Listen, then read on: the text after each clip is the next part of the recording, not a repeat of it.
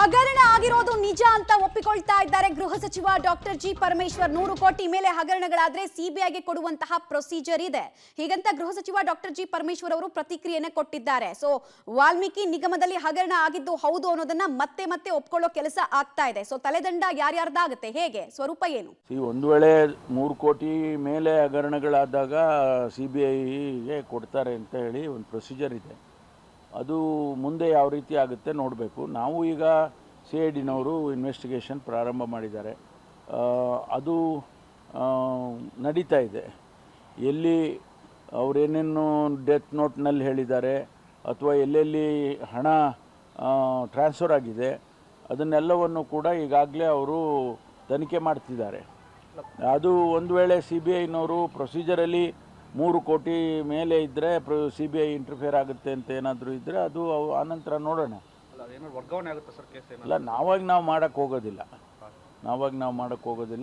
CIDನವರು ಮಾಡ್ತಾರೆ, ಮಾಡಿ ಇನ್ವೆಸ್ಟಿಗೇಷನ್ ಮಾಡ್ತಾರೆ. ಇಲ್ಲ, ಎರಡೆರಡು ತನಿಖೆ ಆಗೋದಿಲ್ಲ, ಟ್ರಾನ್ಸ್ಫರ್ ಆಗುತ್ತೆ. ಅಂಥ ಸಂದರ್ಭ ಬಂದರೆ CIDಯಿಂದ ಟ್ರಾನ್ಸ್ಫರ್ ಮಾಡಬೇಕಾಗುತ್ತೆ. ಇಲ್ಲ, ಮಾಡಲಿ, ಅವರು ಮಾಡ್ತಾರೆ. ವಿರೋಧ ಪಕ್ಷದವರು ಆ ತೀರ್ಮಾನಗಳೆಲ್ಲ ಮಾಡಬೇಕಲ್ವ. ಅವ್ರು ಪ್ರತಿಭಟನೆ ಮಾಡೋದು, ಗಡುವು ಕೊಡೋದು ಅದೆಲ್ಲ ಅವರ ಹಕ್ಕು, ಅದನ್ನು ಮಾಡ್ತಾರೆ. ಆದರೆ ನಾವು ಸರ್ಕಾರದಲ್ಲಿ ನಮಗೆ ಆದಂಥ ಜವಾಬ್ದಾರಿ ಇದೆ.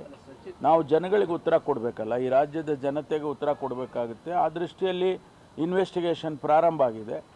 ಸಚಿವರು ಮೌಖಿಕ ಆದೇಶ ಅಂತ ಹೇಳಿ ಡೆತ್ ನೋಟಲ್ಲಿ ಹೇಳಿದ್ದಾರೆ ಅಂತ ಹೇಳಿ ಅದನ್ನು ವೆರಿಫೈ ಮಾಡಿ ಸಚಿವರು ಅಂದರೆ ಯಾರು, ನಿಜವಾಗೂ ಕೊಟ್ಟಿದ್ದಾರಾ, ಅದೇ ಸಚಿವರ, ಅದೆಲ್ಲ ವೆರಿಫೈ ಮಾಡಿ ಆಮೇಲೆ ಕ್ರಮ ತಗೊಳ್ತಾರೆ. ಹಗರಣ ಆಗಿರೋದು ನಿಜ ಅಲ್ಲ, ಅದನ್ನೇ ಎಲ್ಲ ಪರಿಶೀಲನೆ ಮಾಡಬೇಕಲ್ಲ. ಮಂತ್ರಿಗಳಿಗೆ ಗಮನಕ್ಕೆ ತರದೇನೆ ಆಗಿದ್ದರೆ ಅದಕ್ಕೂ ನಾವು ಯಾರು ಮಾಡಿದ್ದಾರೆ ಅನ್ನೋದನ್ನು ನೋಡಬೇಕು. ಅಥವಾ ತಂದು ಮಾಡಿದರೆ ಆವಾಗ ಮಂತ್ರಿಗಳ ಜವಾಬ್ದಾರಿ ಆಗ್ತಾರೆ.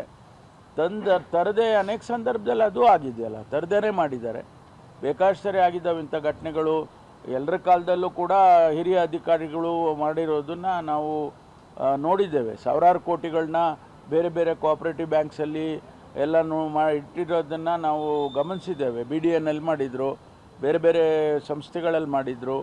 ಅದೆಲ್ಲ ಈಗ ನಾವು ಅದೇ ರೀತಿ ಇದನ್ನು ಕೂಡ ತನಿಖೆ ಮಾಡಬೇಕು. ಇಲ್ಲ, ನಾವು ವರ್ಗಾವಣೆ ಮಾಡೋ ವಿಚಾರ ಅಲ್ಲ, ಅಲ್ಲಿ ಆ ಸಂದರ್ಭ ಬಂದಾಗ CM ಚರ್ಚೆ.